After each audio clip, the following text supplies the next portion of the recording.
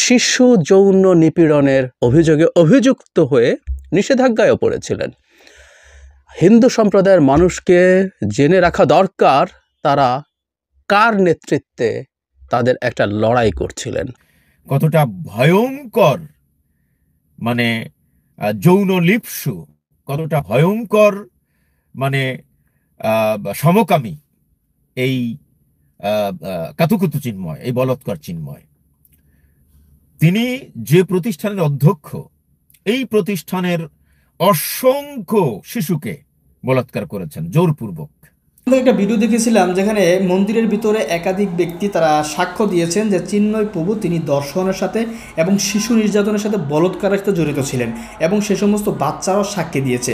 এই কারণেই চিন্ময় প্রভুকে অনেক আগেই ইসকন থেকে বহিষ্কার করা হয়েছে এবং তাকে মন্দিরে বাচ্চাদের এখানে নিষিদ্ধ করা হয়েছে। দর্শক, এমন একজন ব্যক্তিকে বাঁচানোর জন্য হিন্দুরা প্রাণ দিচ্ছে, বিষয়টি কিন্তু খুবই হাস্যকর। এই বিষয়টি নিয়ে নতুন কিছু তথ্য দিয়েছে দুজন আলোচক, ডক্টর জাহিদ ভাই এবং ইউটিউবার নায়েব আলী। আলোচনাগুলো শুনলে বুঝতে পারবেন যে হিন্দুরা আসলেও তারা মূলত এই প্রভুকে বাঁচানোর জন্য নয়, বরং তারা এই দেশকে অস্থিতিশীল, তারা যে হিন্দু না সেটাও এই ভিডিওতে প্রমাণিত বুঝতে পারবেন। আগে আলোচনাগুলো শুনি। জনাব চিন্ময় কৃষ্ণ দাসকে নিয়ে অনেক নতুন তথ্য আমাদের সামনে আসছে এবং শুধু সেটাই নয়, ইসকন তার সম্পর্কে কিছু বক্তব্য দিয়েছে অফিসিয়ালি, বাংলাদেশের ইসকন।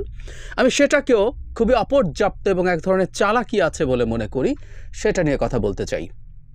প্রথমে তাকে নিয়ে যে তথ্য সেটা আমাদের অনেকেরই চোখে পড়েছে। তিনি শিশু যৌন নিপীড়নের অভিযোগে অভিযুক্ত হয়ে নিষেধাজ্ঞায়ও পড়েছিলেন। হিন্দু সম্প্রদায়ের মানুষকে জেনে রাখা দরকার তারা কার নেতৃত্বে তাদের একটা লড়াই করছিলেন। আমি নিশ্চিত অনেকে এটা জানতেন না, তারা জানা উচিত, কিন্তু যারা জানতেন তারা কি কথা বলেছিলেন এই আলাপটা করা খুবই জরুরি। এই জন্যই বলছি বাংলাদেশের ইসকন যে মন্তব্য করেছে, যে স্টেটমেন্ট দিয়েছে আজ সংবাদ সম্মেলন করে, এর মধ্যে চালাকি আছে। আগে তার অভিযোগের ব্যাপারটি একটু আমরা আলোচনা করি। বহুল আলোচিত চিন্ময় দাস, বাংলা আউটলুক থেকে পড়ছি। আপনারা জানেন যে সাম্প্রতিক সময়ে এই পোর্টালটি খুব চমৎকার ভূমিকা পালন করছে। ইনফ্যাক্ট শেখ হাসিনা পতনের আগে থেকেই তারা শুরু করেছেন এটা। বহুল আলোচিত চিন্ময় কৃষ্ণ দাস ব্রহ্মচারীকে সুনির্দিষ্ট অভিযোগের পরিপ্রেক্ষিতে ইসকনের আন্তর্জাতিক শিশু সুরক্ষা কার্যালয় সাময়িক নিষেধাজ্ঞা দিয়েছিল। গত বছরের 6 অক্টোবর ইসকনের যুক্তরাজ্যস্থ ইসকনের সিপিটি থেকে জারিকৃত এই চিঠিতে নিষেধাজ্ঞা দেওয়া হয়েছিল। বাংলা আউটলুকের চিঠি আছে এবং সেই নিষেধাজ্ঞা এখনও প্রত্যাহার করা হয়নি।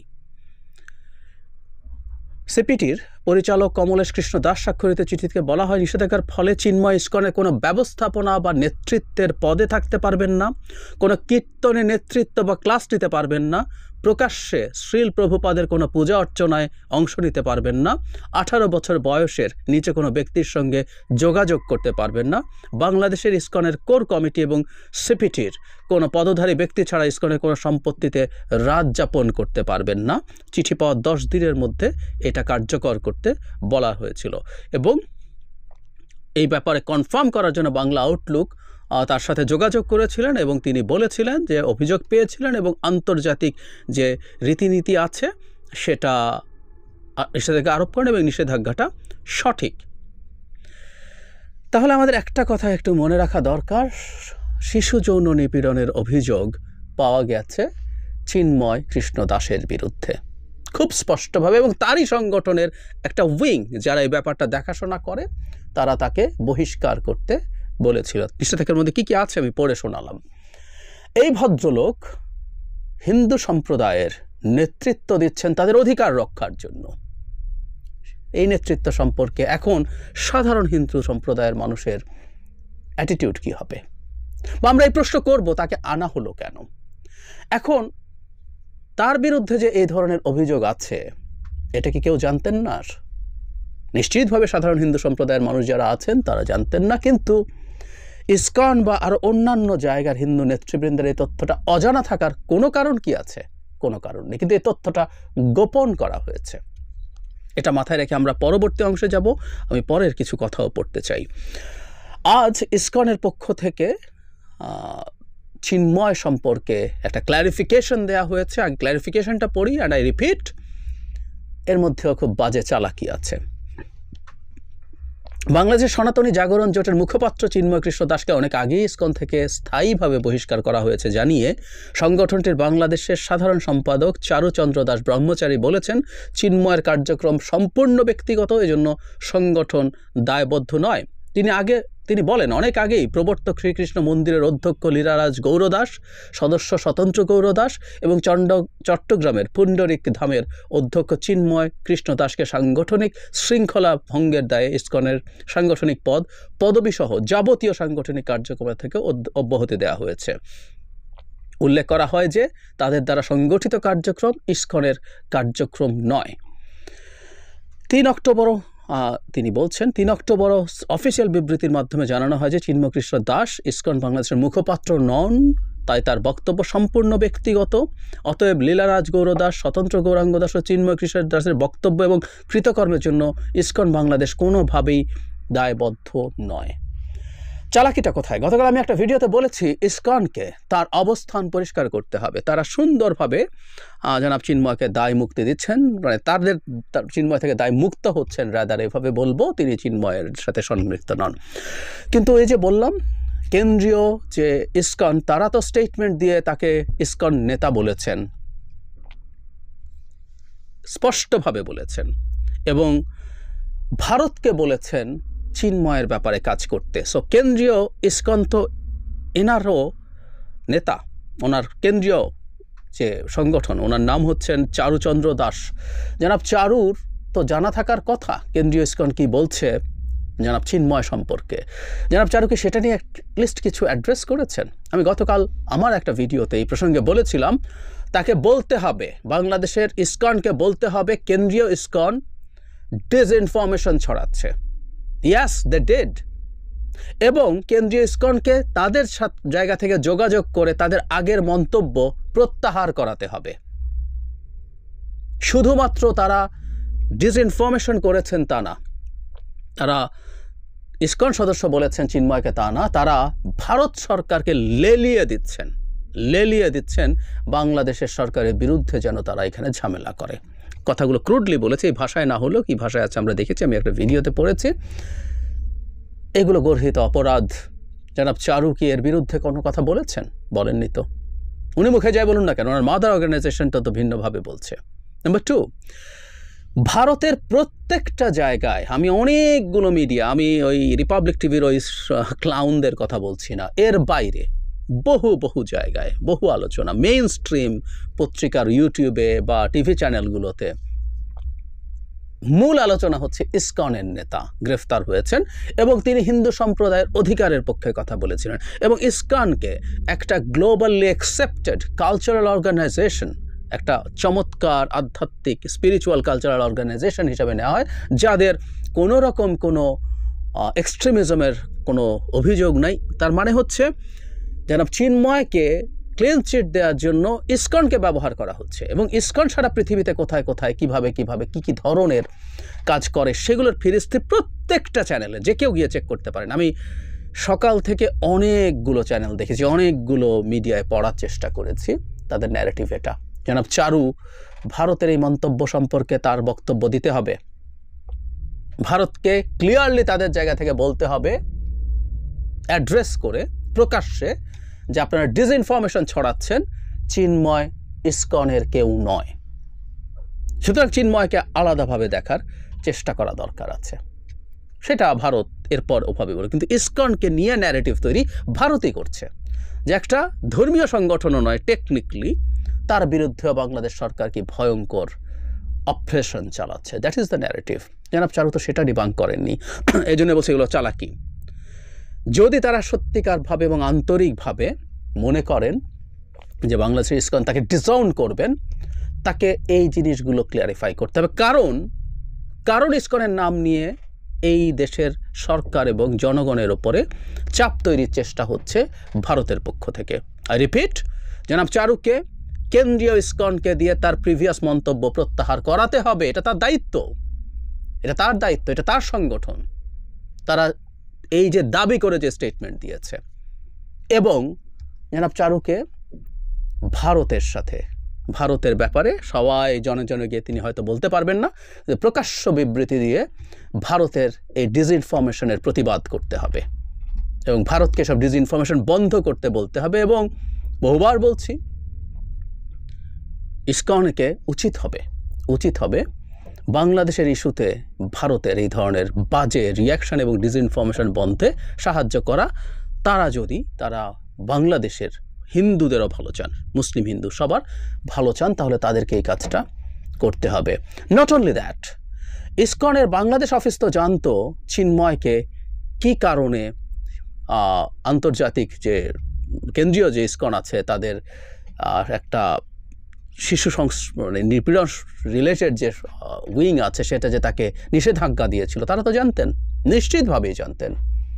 শিশু যৌন নির্যাতনের অভিযোগে অভিযুক্ত একজন মানুষ হিন্দু সম্প্রদায়ের নেতৃত্ব দিয়ে বেড়াচ্ছেন, এটা জেনে শুনেও ইসকন, বাংলাদেশের ইসকন চুপ করেছিলেন কেন? জনাব চারুরা চুপ করেছিলেন কেন? আমার মনে হয় হিন্দু সম্প্রদায়ের মানুষের কাছে এই তথ্যটা জানানো দরকার ছিল এবং জনাব চিন্ময়কে এসব থেকে বের করে নিয়ে আসা তাদের দরকার ছিল, জরুরি ছিল। এই তথ্যগুলো তারা সামনে আনেননি, প্রকাশ্য করেননি, এটাও তাদের দিক থেকে আমি অত্যন্ত বড় অন্যায় বলে মনে করি। সো সার্বিক পরিস্থিতিতে বাংলাদেশে ইসকনকে নিয়ে প্রচুর ঘটনা ঘটছে, প্রচুর চাপ তৈরি হচ্ছে সরকারের উপরে ইসকন নিষিদ্ধ করা নিয়ে। এটা নিয়ে আমার অবস্থান আমি সহসাই জানাবো, আমার বক্তব্য আমি সহসাই জানাবো, কিন্তু তার আগে ইসকনেরও পরিস্থিতিটা বোঝা দরকার। এই পরিস্থিতি যদি ঘোলাটে হয়, ISKCON as a whole generally বা বাংলাদেশের হিন্দু সম্প্রদায়, এমনকি বাংলাদেশের মুসলিম সম্প্রদায়, কেউ বেনিফিটেড হবে না, বাংলাদেশও বেনিফিটেড হবে না। বেনিফিটেড হবে শেখ হাসিনা, ভারতের মোদি সরকার, ভারতের জনগণনা, ভারতের মোদি সরকার, বিজেপি, RSS। ইসকনকে এগুলো মাথায় রাখা দরকার আছে, সেই অনুযায়ী তাদের প্রত্যেকটা বক্তব্য ক্ল্যারিফাইড হতে হবে।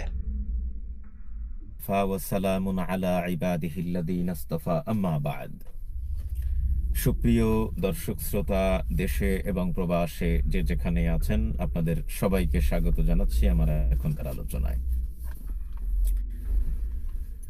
দর্শক, আপনারা নিশ্চয়ই জানেন যে বাংলাদেশের বর্তমানে টক অব দ্য নিউজ হচ্ছে আইনজীবী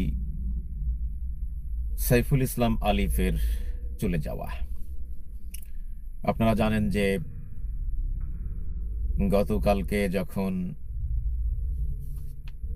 বাংলাদেশের বর্তমান সময়ের জন্য একটি ক্যান্সার, ইসকনের নেতা বা ইসকনের গুরু কিংবা ইসকন যে শিক্ষা প্রতিষ্ঠান, সেই শিক্ষা প্রতিষ্ঠানের অধ্যক্ষ কাতুকুতু চিন্ময়, আমি তাকে আর এখন সম্মান দিতে পারছি না, আমি দুঃখিত।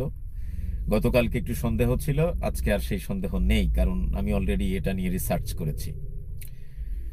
তো এই চরিত্রহীন বদমাইশ, মানে তার জন্য বাংলাদেশের হিন্দুরা মানে জীবন বিলিয়ে দিচ্ছে। আমি খুবই আশ্চর্য হই যে মানুষ কতটা বিবেকহীন হলে এমন একজন লম্পট দুশ্চরিত্র মানুষের জন্য তারা আন্দোলনে নামছে, মাঠে নামছে, দেশের মানুষকে কুপিয়ে হত্যা করছে। খুবই হৃদয় বিদারক ঘটনা। তো যাই হোক, আপনারা জানেন যে এই কাতুকুতু চিন্ময়, তাকে যখন গতকালকে জামিন শুনানির সময় আদালত তাকে জামিন দেয়নি, তখনই আদালতে এই চিন্ময়ের সমর্থকরা হামলা চালায় এবং আদালত প্রাঙ্গণে আমাদের একজন তরুণ আইনজীবী, তাকে কুপিয়ে হত্যা করা হয়।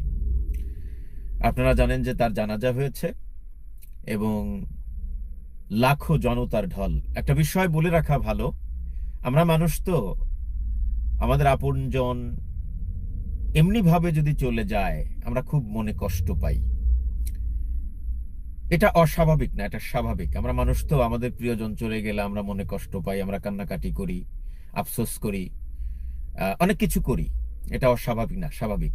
বাট আমাদের ছোট ভাই তরুণ আইনজীবী সাইফুল ইসলাম আলিফ সৌভাগ্যবান, তিনি শহীদ হয়েছেন, তিনি শাহাদাত বরণ করেছেন, তিনি শহীদি মর্যাদায় শায়িত হয়েছেন ইনশাআল্লাহ, এটি আমরা আশা করতে পারি। কিন্তু ওই যে তাকে কুপিয়ে হত্যা করা হয়েছে, এমনিভাবে তার মৃত্যু হলো, এই মৃত্যু আমরা মেনে নিতে পারছি না। আমরা মানুষ তো, ওই জন্য আমাদের প্রিয়জন এইভাবে চলে গেল, এই জন্য কষ্ট পাচ্ছি। বাট মনে রাখবেন তিনি শহীদ হয়েছেন। এবং আরেকটি বড় বিষয় হচ্ছে যে আমাদের শহীদ আবু সাইদ, তার মানে আমি যদি এইভাবে বলি, আমাদের পেজে এবং আমি আমার আইডিতে একটি পোস্ট দিয়েছি যে শহীদ আবু সাইদ লীগের কবর রচনা করেছে। ইনশাআল্লাহ আমাদের শহীদ সাইফুল ইসলাম আলিফ বাংলাদেশে ইসকনের কবর রচনা করবে ইনশাআল্লাহ, ইনশাআল্লাহ। তো এই যে কথাটা, এই কথাটার খুব নিগুড় অর্থ আছে। এক আবু সাইদ বাংলাদেশের সকল মতের, সকল ধর্মের, সকল বর্ণের, সকল পেশার, সকল মানুষকে একত্রিত করেছিল আমাদের আবু সাইদ। আমাদের আবু সাইদ তার জীবনটা বিলিয়ে দেওয়ার মাধ্যমে আমাদের গোটা বাংলাদেশের জনগণকে একত্রিত করেছিল। আর আজকে আমাদের তরুণ আইনজীবী সাইফুল ইসলাম আলিফ তার জীবনটা বিলিয়ে দেওয়ার মাধ্যমে আমরা যে গত 5ই আগস্টের বিপ্লবের পর কিছুটা দ্বিধা বিভক্ত হয়ে পড়েছিলাম, সেই দ্বিধা বিভক্তিকে আবার আমাদেরকে একত্রিত করেছে। আমরা আবার সেই দ্বিধা বিভক্তি ভুলে গিয়ে আমরা আবার একত্রিত হয়েছে, আলহামদুলিল্লাহ। এটা আমাদের জন্য অনেক বড় পাওয়া। তো মহান আল্লাহ সুবহানাহু ওয়া তাআলার কাছে দোয়া করি, হে আল্লাহ, তুমি আমাদের ছোট ভাই তরুণ আইনজীবী সাইফুল ইসলাম আলিফকে শহীদ হিসাবে কবুল করে নাও, আমিন। তো এখন আমি আরো কিছু কথা আপনাদের সাথে শেয়ার করতে চাই। আমি গতকালকে যে লাইভটা করেছিলাম এবং কিছুটা সন্দেহের উপর বর্ষবর্তী হয়ে কথাগুলো বলেছিলাম, আজকে আমি নিশ্চিত হয়ে বলছি। 2 মাস আগে এমবিএ টাইমস বাংলাদেশের একটি নিউজ পোর্টালটি আমাদের কওমি অঙ্গনের ভাইরা পরিচালনা করে থাকেন। 2 মাস আগে এমবিএ টাইমস এই কাতুকুতু চিন্ময় বা বলৎকার চিন্ময়কে নিয়ে একটা প্রতিবেদন করেছিল। সেই প্রতিবেদনে উঠে এসছে কতটা ভয়ঙ্কর, মানে যৌন লিপ্সু, কতটা ভয়ঙ্কর, মানে সমকামী এই কাতুকুতু চিন্ময়, এই বলৎকার চিন্ময়। তিনি যে প্রতিষ্ঠানের অধ্যক্ষ, এই প্রতিষ্ঠানের অসংখ্য শিশুকে বলাৎকার করেছেন জোরপূর্বক। আমি আমাদের চ্যানেলে গতকালকে আমি 3টা বাচ্চার ভিডিও আপলোড দিয়েছি। 3টা বাচ্চার অভিযোগ, এই চিন্ময় প্রভু ব্রহ্মচারী বা চিন্ময় কৃষ্ণ প্রভু তাদেরকে অসংখ্যবার বলাৎকার করেছেন জোরপূর্বক, যে কারণে তারা ওই প্রতিষ্ঠান থেকে তারা বের হয়ে এসেছেন, তারা ওখানে আর এখন নেই। এই দুশ্চরিত্র, লম্পট, বদমাইশ, এই কাতুকুতু বলাৎকার চিন্ময়ের অত্যাচারে তারা স্কুল ত্যাগ করেছেন। বিষয়টা বোঝার চেষ্টা করেন। অথচ হিন্দু ধর্মের রীতি অনুযায়ী যারা ব্রহ্মচারী তাদের বিবাহ করা নিষিদ্ধ। তো তোমার যদি এতই যৌন লালসা থাকে, তাহলে তুমি ব্রহ্মচারী হলে কিভাবে? তোমার তো ব্রহ্মচারী হওয়ার কথা না, সাধারণ জীবন যাপন করা, একজন সাধারণ হিন্দুর মতো জীবন যাপন করা উচিত তোমার। তুমি হয়ে গেছো ব্রহ্মচারী, অথচ তোমার যৌন আকাঙ্ক্ষা রয়েছে। আমি গতকালকেই বলেছিলাম, আমি হিন্দু ধর্মকে ছোট করার জন্য বলছি না, এটা বিজ্ঞান বলে একজন নারীর প্রতি একজন পুরুষের যৌন আকাঙ্ক্ষা এটা আল্লাহ প্রদত্ত। একজন পুরুষের প্রতি একজন নারীর যৌন আকাঙ্ক্ষা এটা আল্লাহ প্রদত্ত। তবে হ্যাঁ, একটা নিয়ম আছে, একটা বিধান আছে। আপনি সেই যৌন আকাঙ্ক্ষা পূরণ করবেন সেই নিয়মের মাধ্যমে, সীমা লঙ্ঘন করতে পারবেন না। আপনি আপনার যৌন আকাঙ্ক্ষা পূরণ করবেন বিবাহের মাধ্যমে। একজন নারীও বিবাহের মাধ্যমে তার স্বামীর সাথে যৌন আকাঙ্ক্ষা পূরণ করবে, একজন পুরুষও বিবাহের মাধ্যমে তার স্ত্রীর সাথে তার যৌন আকাঙ্ক্ষা পূরণ করবে। সুতরাং এই বিষয়গুলি আমাদের হিন্দু ভাই বোনদের বুঝতে হবে। আপনারা যে মানে বিজেপির নেতাদের উস্কানিতে রাস্তায় নেমেছেন, এই বদমাইশ লম্পট চরিত্রহীন বলাৎকার চিন্ময়, কাতুকুতু চিন্ময়ের জন্যে রাস্তায় নেমেছেন, একটু বিবেক খাটান যে কার জন্যে আপনি জীবনের ঝুঁকি নিয়েছেন, কার জন্যে। ভাই, এই দেশটা আমাদের সকলের।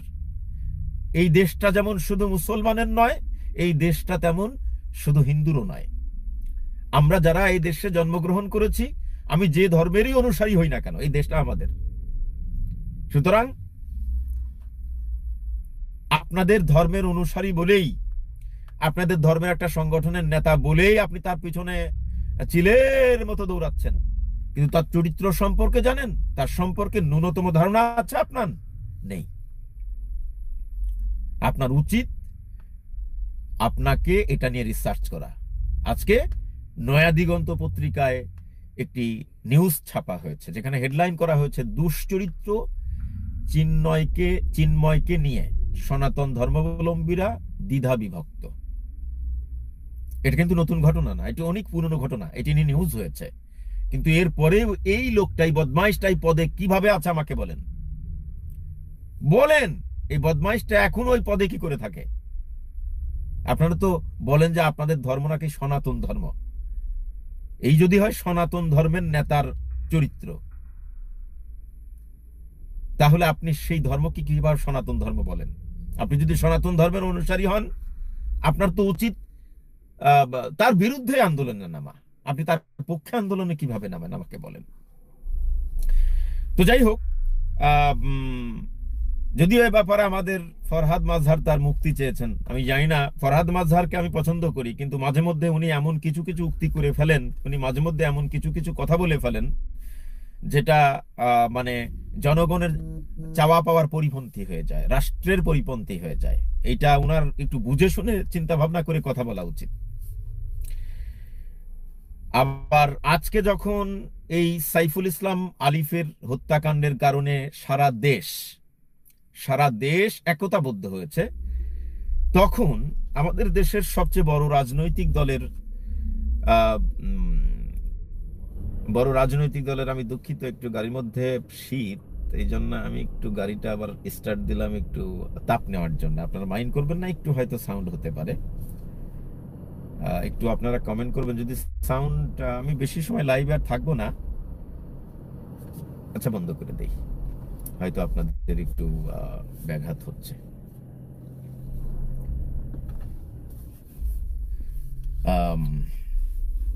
না, আমি 5-6 মিনিট থাকবো হয়তো, আপনারা যাতে সাউন্ডে কষ্ট না পান। আচ্ছা, যাই হোক, যে কথা বলছিলাম যে আজকে আলিফকে আদালত প্রাঙ্গণে, যেখানে মানুষ ন্যায় বিচারের জন্য যায়, যেখানে মানুষ ন্যায় বিচারের জন্য যায়, বিচার মানে প্রত্যাশার জন্য যায়, সেই জায়গায় আমাদের ছোট ভাই আলিফকে নৃশংসভাবে কুপিয়ে হত্যা করা হয়েছে। এর থেকে তো গুরুত্বপূর্ণ ঘটনা দ্বিতীয় আরেকটি হতে পারে না, তাই না? তো এই ঘটনাকে কেন্দ্র করে আমাদের দেশের সবচেয়ে বড় রাজনৈতিক দলের মহাসচিব মির্জা ফখরুল ইসলাম আলমগীর একটা বিবৃতিও দেন নাই। খুবই দুঃখজনক। উনি কি বিবৃতি দিয়েছেন? আমি দুঃখিত। উনি বিবৃতি দিয়েছেন, আমি তীব্রভাবে নিন্দা জানাচ্ছি প্রথম আলো, ডেইলি স্টার সহ অন্যান্য সব পত্রিকায় আক্রমণ শুরু হয়েছে। এর আমি তীব্র নিন্দা জানাচ্ছি, কারণ আমি সারা জীবন সংবাদ মাধ্যমের স্বাধীনতার জন্য লড়াই করেছি। এটা আমার বিশ্বাস ও আস্থা। আমাকে বলেন, ডেইলি স্টার এবং প্রথম আলোর আক্রমণ কে করেছে?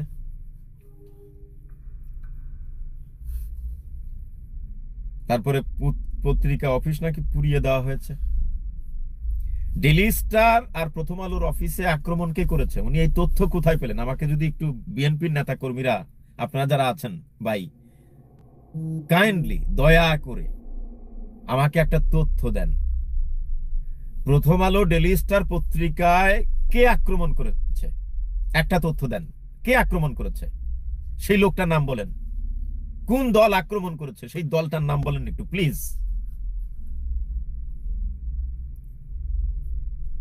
আছে জানা আপনাদের? প্রথম আলো ডেইলি স্টার পত্রিকায় কে আক্রমণ করেছে? প্রথম আলো ডেইলি স্টার পত্রিকার সামনে তারা জিয়াফত সমাবেশ করেছে। আক্রমণ তো করে নাই, আক্রমণ বরং পুলিশ তাদের উপরে করেছে। আক্রমণ বরং আদালত প্রাঙ্গণে, আদালতের উপর আক্রমণ করা হয়েছে। আদালত প্রাঙ্গণে মানে আদালতে হামলা চালিয়ে, আদালতে আক্রমণ করে আমাদের একজন আইনজীবীকে কুপিয়ে হত্যা করা হয়েছে। এই বিষয়গুলি কি মির্জা ফখরুল ইসলাম আলমগীরের নজরে পড়ে না? মির্জা ফখরুল ইসলাম আলমগীরের বিবেক কি মরে গেছে? হ্যাঁ, মির্জা ফখরুল ইসলাম আলমগীরের বিবেক কি মরে গেছে? ছি ছি ছি ছি ছি ছি ছি। তার এই বক্তব্যটা অবিকল স্বৈরাচার হাসিনার মতো হয়েছে। আপনি বিষয়টা বোঝার চেষ্টা করেন। শত শত ছেলের বুকে গুলি চালিয়ে পুলিশ শত শত ছেলেকে হত্যা করেছে আন্দোলনের সময়, অথচ তাদেরকে নিয়ে ন্যূনতম মর্মাহত হয়নি স্বৈরাচার হাসিনা, ন্যূনতম দুঃখ প্রকাশ করেনি স্বৈরাচার হাসিনা। দুঃখ প্রকাশ করেছে কি নিয়ে? মেট্রো রেল নিয়ে। আজব কাজ কারবার। আজকে দেখেন আদালত প্রাঙ্গণে হামলা চালিয়ে, আদালতের উপর আক্রমণ করে একজন আইনজীবীকে কুপিয়ে নৃশংসভাবে হত্যা করেছে। এটা নিয়ে তার হৃদয়ের দাগ কাটে না। তার হৃদয়ে দাগ কেটেছে কি? প্রথম আলো ডেইলি স্টারের সামনে জিয়াপত সমাবেশ হয়েছে, এইটাকে উনি প্রথম আলো ডেইলি স্টারের উপর আক্রমণ বলে চালিয়ে দিয়েছেন। প্রথম আলো ডেইলি স্টার বড় না একজন মানুষের জীবন বড়? আমাকে বলেন। আপনি মিলানোর চেষ্টা করেন শেখ হাসিনার বক্তব্য আর মির্জা ফখরুল ইসলামের বক্তব্য, একটু মিলানোর চেষ্টা করেন। আমার জানা নেই, আমি খুঁজে পাইনি যে আলিফ হত্যাকাণ্ড নিয়ে মির্জা ফখরুল ইসলাম আলমগীর একটা বিবৃতি দিয়েছেন, আমি খুঁজে পাইনি। এই বিবৃতি কি এখন দেওয়ার সময়?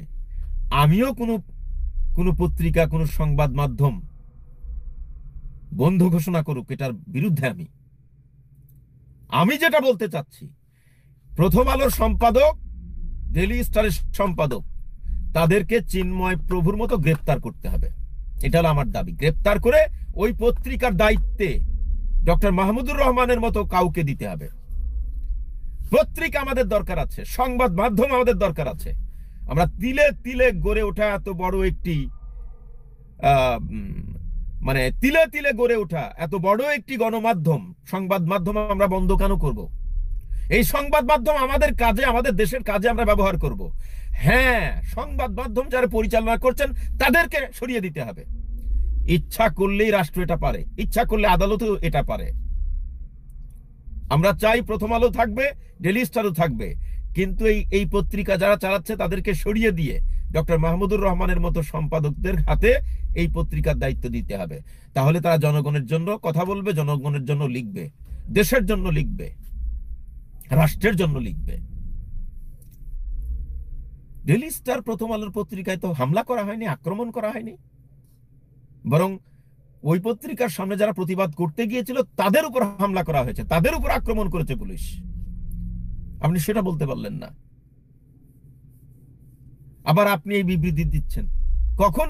যখন আদালতের উপর হামলা করা হয়েছে, কোর্টের উপর হামলা করা হয়েছে। শুধু হামলাই করা হয় নাই, একজন সহকারী প্রসিকিউটর যিনি সরকারি আইনজীবী তাকে কুপিয়ে নৃশংসভাবে হত্যা করা হয়েছে। আপনি তার জন্য একটা বিবৃতি দিতে পারেন নাই। আপনি বিবৃতি নিয়ে হাজির হয়েছেন প্রথম আলো আর ডেইলি স্টার নিয়ে। ডেইলি স্টার গুরুত্বপূর্ণ না একজন মানুষের জীবন গুরুত্বপূর্ণ? ঠিক শেখ হাসিনার মতো বক্তব্য। শত শত যুবককে গুলি করে হত্যা করেছে পুলিশ। এই হয়তো শাহাদাত বরণকারী যুবকদের নিয়ে শেখ হাসিনার ন্যূনতম একটা দুঃখ প্রকাশ নেই, ন্যূনতম একটা মর্মাহত নেই। সে আছে কি নিয়ে? মেট্রো রেল নিয়ে। আজকে মির্জা ফখরুল ইসলাম আলমগীরের বক্তব্য একেবারে শেখ হাসিনার সাথে মিলে যায়। আমরা তো এইরকম বক্তব্য বাংলাদেশের সবচেয়ে বড় রাজনৈতিক দলের মহাসচিবের কাছ থেকে আশা করি না। আবার আমার খুব দুঃখ লাগে, আমাদের দেশে আরেকজন সেলিব্রিটি একজন medical doctor, doctor Jahangir Kabir. ভাই আমরা জানি যে আপনি চিকিৎসা বিজ্ঞানে বাংলাদেশে একটা মানে যুগান্তকারী কাজ করেছেন, আপনাকে স্যালিউট।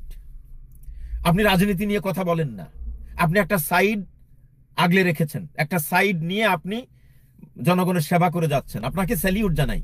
কিন্তু ভাই, দেশের ক্রান্তি লগ্নে, দেশের কিছু কিছু মোমেন্টে দুই একটা কথা দেশের সেই সমস্ত বিষয় নিয়ে বলতে হয়। বাংলাদেশে কি সেলিব্রিটি আর কেউ নাই? সব ধরনের সেলিব্রিটি আছে, কিন্তু বাংলাদেশের ক্রান্তি লগ্নে, ক্রান্তিকালে কোনো কোনো বিষয় নিয়ে দুই কলম লিখতে হয়, মাঝে মধ্যে লিখতে হয়। আমরা বলছি না যে আপনি আমাদের মতো রাজনীতি নিয়ে কথা বলেন, আমরা বলছি না যে আপনি আমাদের মতো এই ধরনের ঘটনা নিয়ে বারবার কথা বলেন, আমরা সেটা বলছি না। কিন্তু দেশের কিছু কিছু মোমেন্টে দুই কলম লিখতে হয় অ্যাজ এ সেলিব্রিটি। কিন্তু আপনি কি করছেন? আপনি সমুদ্র ভ্রমণে গিয়ে আনন্দ ঘন পরিবেশ কাটাচ্ছেন। আপনি সমুদ্র ভ্রমণে যান, আমরা নিষেধ করছি না ভাই, আপনাকে শ্রদ্ধা করেই বলছি, উইথ রেসপেক্ট।